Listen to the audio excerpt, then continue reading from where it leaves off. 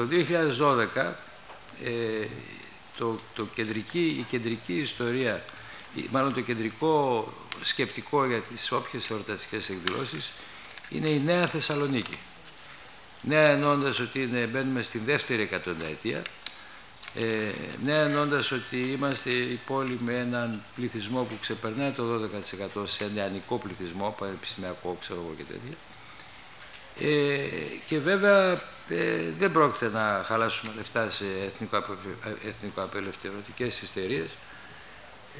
Εντάξει, είναι ένα γεγονός τα 100 χρόνια της απελευθέρωσης, αλλά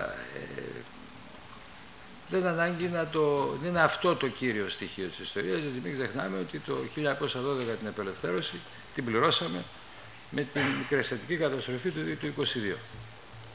Λοιπόν, άρα προσανατολίζουμε σε άλλο δρόμο